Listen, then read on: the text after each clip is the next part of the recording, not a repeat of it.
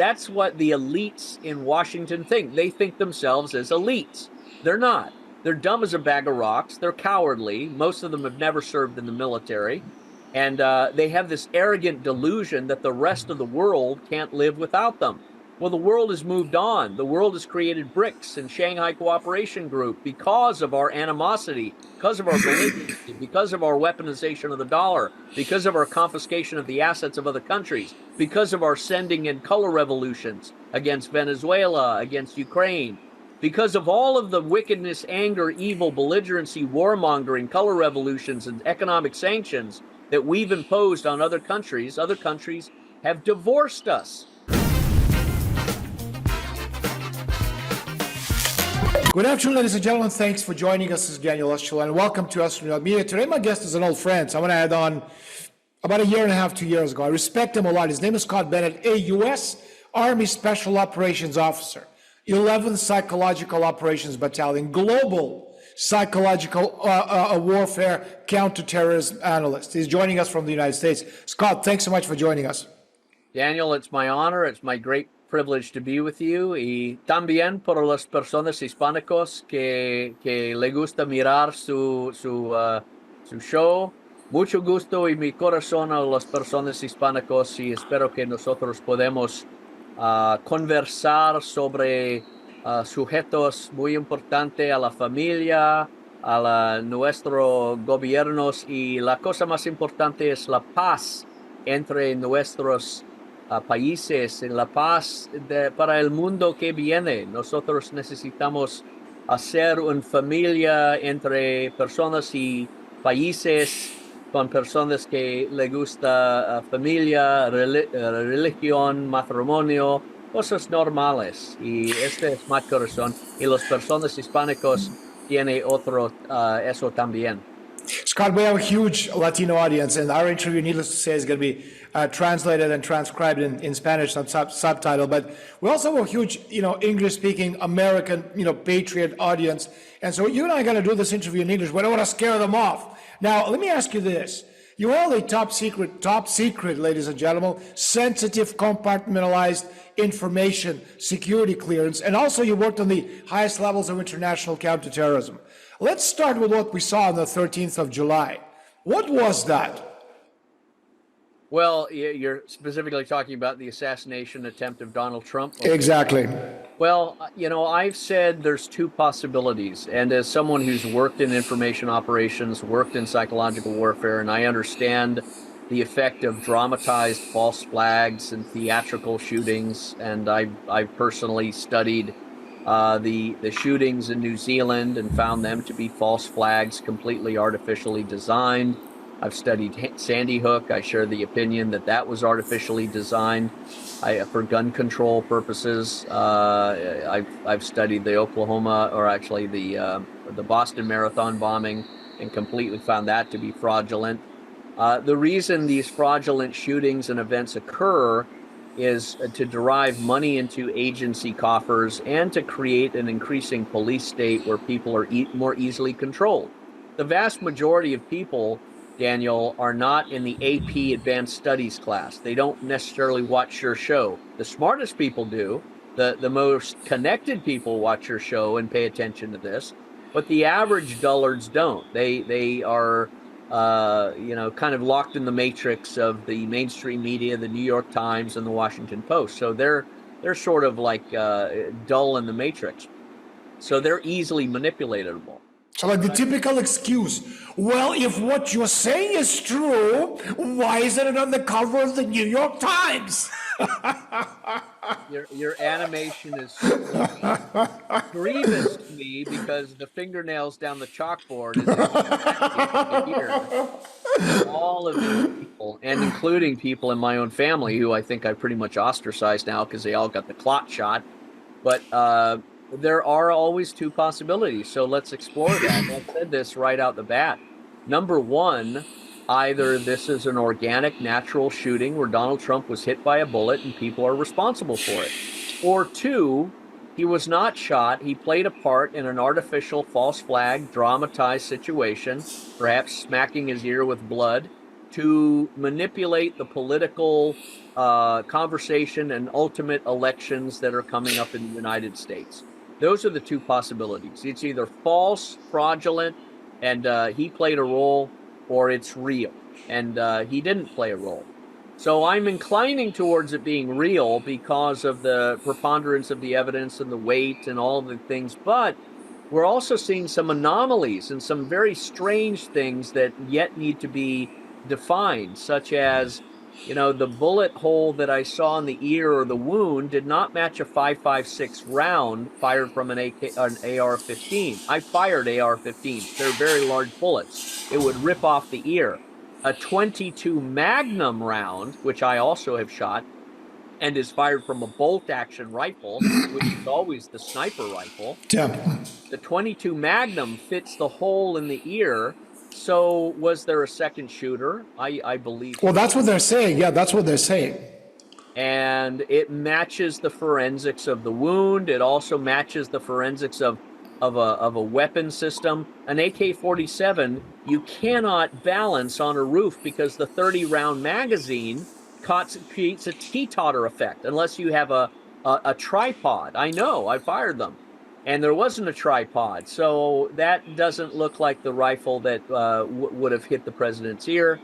And of course, we know the Secret Service is now being seen as either grotesquely incompetent because of its diversity, equity, inclusion, or it has actually conspired to assassinate President Trump as they did President Kennedy in 1964. Let me ask you this. I mean, is it humanly possible that we're not talking about Gabon, we're not talking about some African tribal chief, we're talking about the United States of America?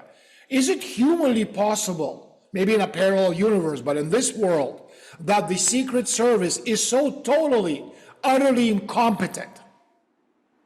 No, I don't think they're incompetent, Daniel. I think they're evil. I think they're like the CIA and the FBI, evil to an extent. There are which means that they perpetrate. But then again, if they're behind this, how do they fuck up so badly? God's hand, people's prayers, fear, instability. They're not competent necessarily in their evil. They're delusional. Remember wokeism and the ideology of wokeness and leftism and LGBT, climate change, globalism, America's the empire, rainbow flags. This has caused a mental schizophrenia. And I say that advisedly. America is a schizophrenic nation when you are split in your minds in many different ways. Gay marriage, gay adoption, LGBT this, ramming it down children's throats, transgenderism. You can be a boy, you can be a girl, you can cut off your genitals if you want. In fact, Gavin Newsom will allow you and help you and protect you and kidnap you to do exactly that. This is a schizophrenia, a spiritual darkness in America that has been allowed to happen by God for whatever reason, or it's just happened if you don't want to pursue the God realm. And that has now become manifest in our government policies. This has become manifest in school districts, in law in many regards. I mean, this law creates culture. So the culture we've created with these laws of schizophrenia has created a schizophrenic culture. So these people gravitating into these government agencies are not mentally whole. They're not like you and I. They're not sharp. They're not confident. They're not bold. They're actually full of fear and anger. That's why they yell and scream and call you all sorts of names if you say climate change is bullshit. Or they scream, you're a homophobe, yes. That's the devilish, possession that comes over them that we don't get possessed by. But that is what makes them incompetent to run these. And then they tell you, you are evil. You are evil. Yeah, they're projecting all onto you what they themselves do. And you see this on a foreign policy level with Sullivan and Blinken projecting onto Russia what they themselves are.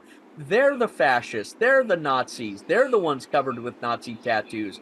They're the lunatics who are killing innocent people in Donbass. Let me ask you this. How deep does this anti-Trump conspiracy go? How deep does down the rabbit's hole does it go? I think it goes only in the top, echelons of the government and the military. Look at Milley. Look at, the small club in Washington, D.C. That's why Washington, D.C. should be amputated from the American continent, like a gangrene cancer, if you will. It doesn't bring anything. America was a group of republics, and it needs to be a group of republics again. Governor Abbott is a dismal failure because he should have acted like a governor and said, not a single bus or plane is going to bring any illegal alien across my border and go into Martha's Vineyard or New York or anywhere else. It all stops here in Texas. We can't stop what happens in Arizona, but we're stopping whatever happens in Texas. And if Arizona wants our help, we'll help them too. We're not allowing an invasion because it would be a betrayal of the Constitution. And I swore an oath to uphold the Constitution. Abbott didn't do that. And Doug McGregor pointed that out, as I've done before too. So we have incompetent liars or traitors or fools in these positions of government.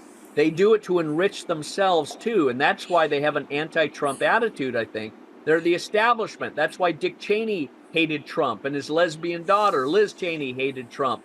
That's why all of these rhinos hate Trump, is because he represents, to a symbolic level, you could say, returning power to the people in the states and getting America back to a Ronald Reagan sort of mindset. And they want everyone to be controlled, to be dumb, and to be, they're trodden underfoot of men. To be used. That's what the elites in Washington think. They think themselves as elites. They're not. They're dumb as a bag of rocks. They're cowardly. Most of them have never served in the military. And they have this arrogant delusion that the rest of the world can't live without them. Well, the world has moved on. The world has created BRICS and Shanghai Cooperation Group because of our animosity, because of our belligerency, because of our weaponization of the dollar, because of our confiscation of the assets of other countries, because of our sending in color revolutions against Venezuela, against Ukraine, because of all of the wickedness, anger, evil, belligerency, warmongering, color revolutions, and economic sanctions that we've imposed on other countries have divorced us. And Europe is about to divorce us because Europe's about to go through a major civil war. They're already overthrowing Macron. They're already overthrowing Rishi Sunak. They're going to overthrow. He's gone. Sunak is gone. Yeah. Yeah. So that's going to continue. Let me ask you this. So again, they tried to kill Trump. It didn't work out. Okay. Now, do you think? And I talked about this on the Alex Jones show the other day. Do you think the Democrats are saying to themselves, well, we have this guy, but then we have Joe Biden. He's totally demented. Now everybody knows he's demented. Okay, we got to get rid of him. He doesn't want to go. He doesn't want to go because his son is in prison or will be in prison and may die in prison. His wife, whatever her name is, Jill or whatever. Okay, she doesn't want to lose the executive privileges of being the first lady. We got to get rid of him. He's going to bring us down. So do you think the Democrats are saying, the big wigs, well, why don't we try to kill off Biden? I mean, the same thing. Blame it on Trump supporter, some crazy QAnon guy, and set in motion this domino effect. Again, first you replace Biden because we killed him, and ultimately you trigger martial law by setting in motion what false flag attacks and then blaming it, as you and I discussed the other day, Russia or Iran or American patriots maybe. Do you see that scenario?